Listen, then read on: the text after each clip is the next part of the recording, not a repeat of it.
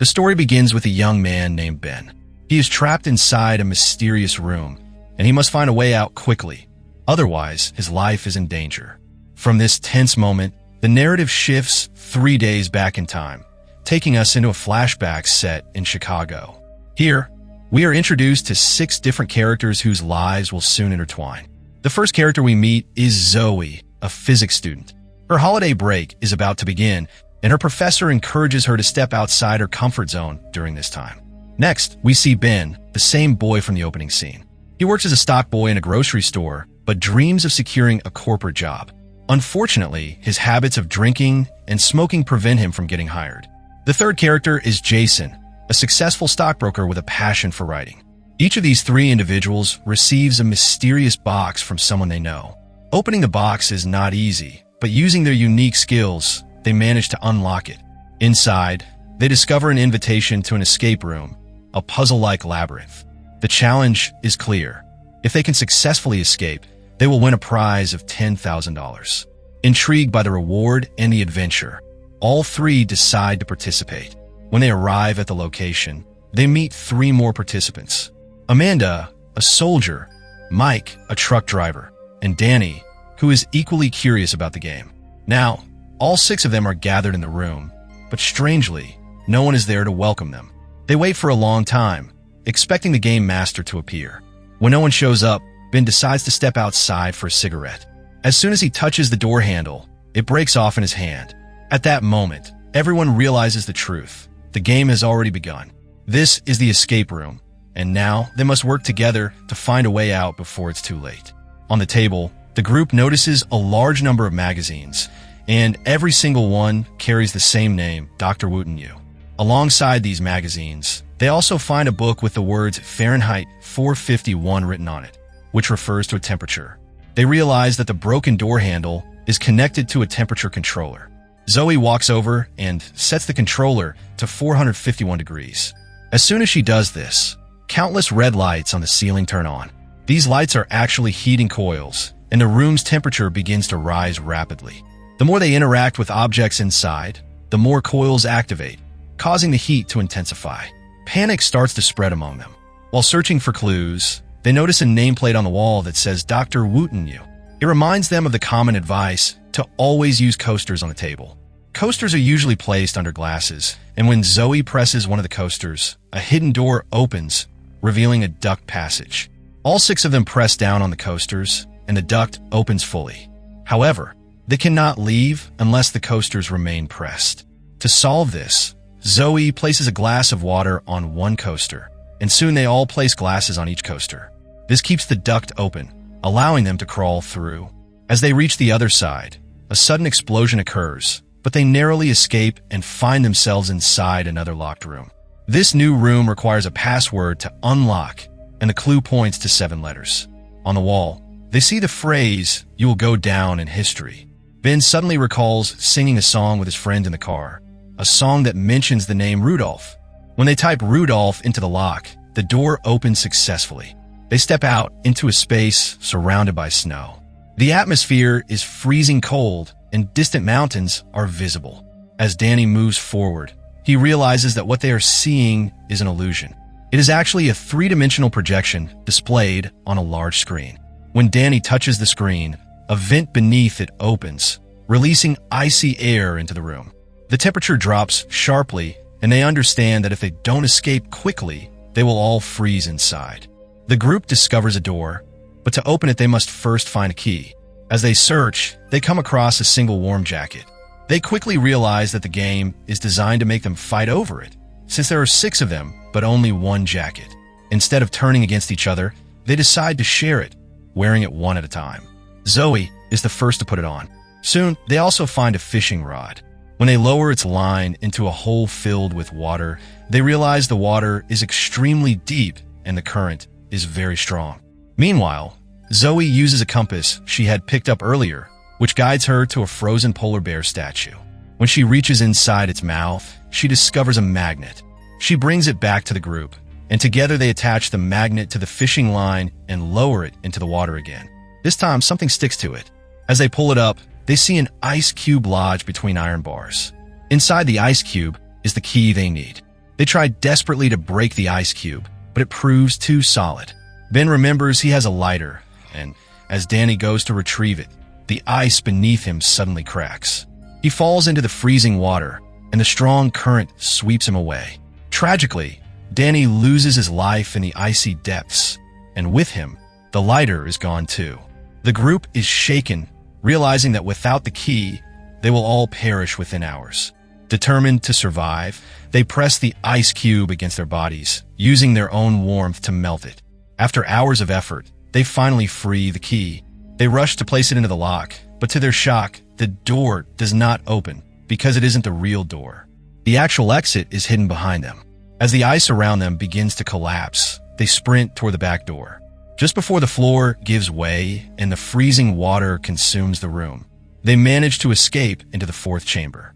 The fourth chamber turns out to be a ballroom, but everything inside is upside down. The ceiling appears below, the floor above, and all the furniture is inverted. As the group explores, they notice a door without a handle. They quickly realize that to escape this room, they must find the missing handle. Looking upward, they spot a pool table, but the 8-ball is missing.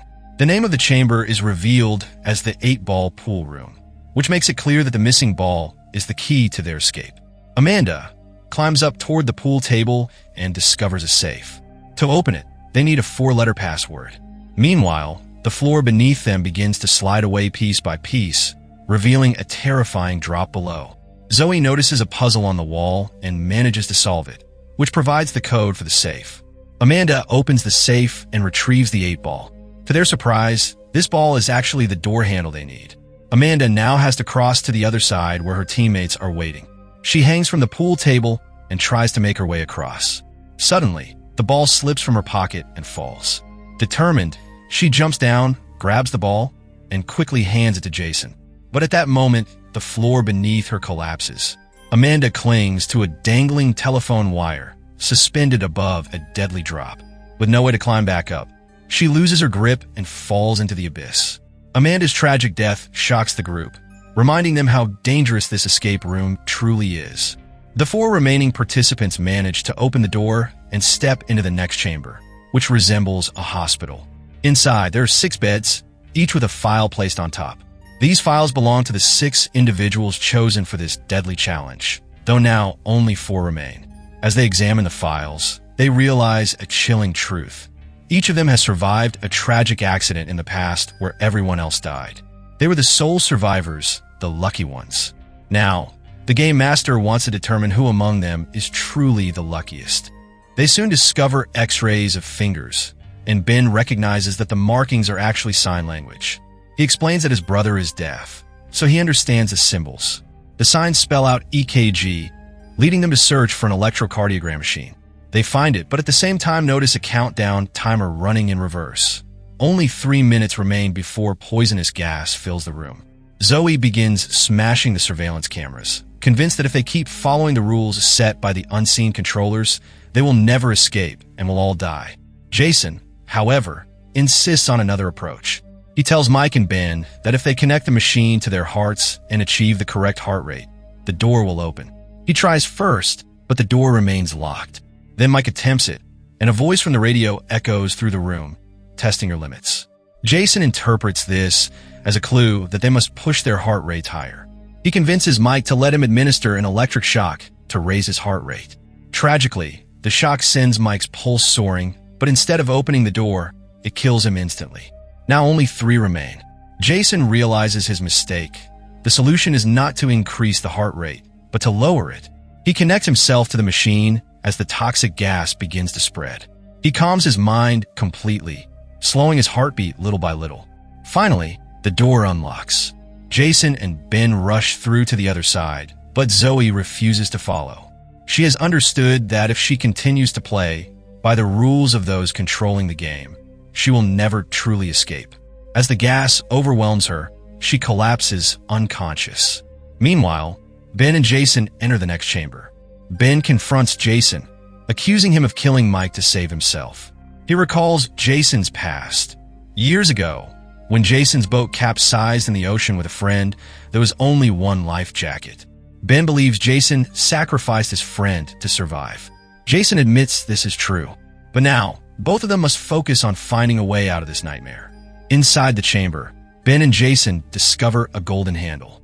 As they turn it, a lid opens, releasing a strange liquid that splashes onto their hands. Almost immediately, they begin to experience hallucinations. The liquid is revealed to be a dangerous drug. On the lid, a message states that the antidote is hidden somewhere in the same room. Both of them frantically search for it. When they finally locate the antidote, Jason attacks Ben, trying to snatch it away.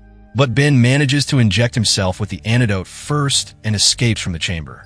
Jason, left behind, succumbs to the drug and dies.